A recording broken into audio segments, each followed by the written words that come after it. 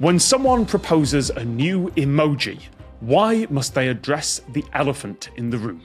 I'll say that again. When someone proposes a new emoji, why must they address the elephant in the room? Okay. Is this Sun Tzu? The art of war? Yeah, that's why must someone. It actually has a very nice haiku structure to it. Okay, guys. So I know a little bit about emoji, only a little bit.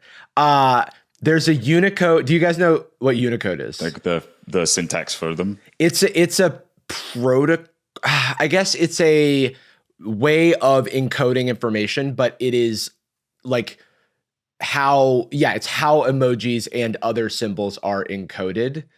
And in text form. In text form, but it needs to be adopted by everyone. So a certain code has to be adopted by all of the consumers of that thing, like your Apples, your Androids, like basically every app and whatever operating system, what have you. And there is a thing called the Unicode Consortium.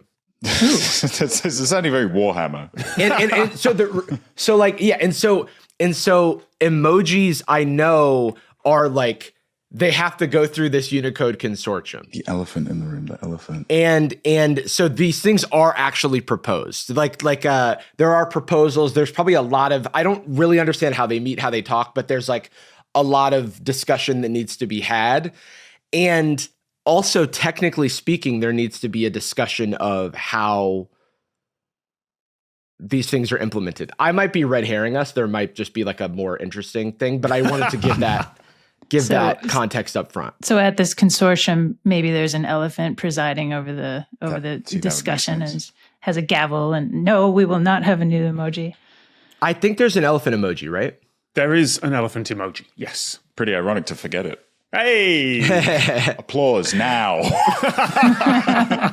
I also know that emojis specifically, because they get so complex, they might be like multiple Unicode symbols. Okay, now we are definitely too deep down the rabbit hole. Okay. Good things from your rabbit hole there, Jarvis. Unicode Consortium and proposals and conversations about them. Yes, absolutely. There is a group that standardizes emojis. That's such a cool name for that. Okay, so we have an elephant emoji. It's in profile, right? It's just kind of it's not like a face-on emoji. I can't remember. I suppose it's in the eye of the beholder. The elephant emoji is relevant here. We are talking about the elephant emoji. It's relevant, even. It's relevant, yeah. Applause now. Is there something special about the elephant emoji where it could be seen as like the standard emoji by which all other emojis are like compared? Elle, you are right. It is kind of a benchmark. Okay. Right. So, yeah. I was going to say that, like, in terms of size constraints. Oh. Does it feel it? Is that what you're thinking? Is it like the biggest possible emoji? See, I think that's a reasonable thing to say, Elle. The only counter to that I can think of is that I'm pretty sure there's like a big square emoji that would seemingly take up more space. But also on physical size, there are planets and stars and things in there. I mean, the things that the elephant can be a benchmark for: size, shape, color, vibes. Jordan, vibes, kinda, yeah. Is the elephant smiling? Is he in like a good mood? The one thing I this might be too in the weeds, but it might be helpful information. Going back to like how like Unicode and stuff is presented, you'll notice that it's often left up to the consumers, the visual representation of these things. Right. So like the Android elephant is going to look different than the iOS elephant. I would like you all to picture that you are this consortium. You are on the call right now that is trying to deal with a new emoji proposal. I'm blurred out. My voice is hidden. No one can know who I am. Maybe we discover a new planet, in the solar system. I want to make an emoji out of it. Oh, Well, I'm gonna need to talk to the elephant about this. Why do we need to pull up the elephant?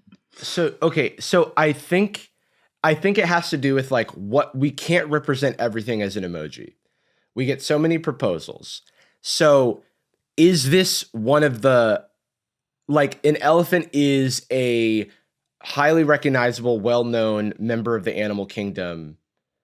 And so, like, is it from a relevant standpoint? Like, Yes. how? Keep going, Jarvis. Like, is this, like, when you're representing the planet and the solar system, and I'm saying, well, let's compare this to all of the planets in the solar system. Is this an elephant, like, in the solar system? Is this a highly recognizable, well-known thing, and thus should it be represented? Because if it doesn't pass this bar of being at least an elephant's level of recognizability, then we can't awesome. move forward. Spot on. This is the elephant test in the proposal guidance from the Unicode Nice. Consortium. Just like you said, an elephant is considered universally recognizable across cultures, age groups.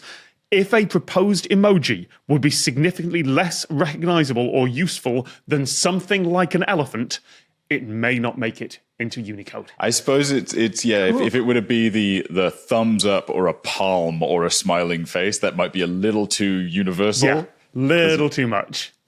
Every time they choose a new emoticon face, I'm like, really? That's the one? like the like wide eye. I don't know if you've seen the big wide alien eyes. They look like I can't even say what it looks like. But yeah, weird. The elephant test, brilliant. The Lateral book is out now. Just click on the link to get your copy.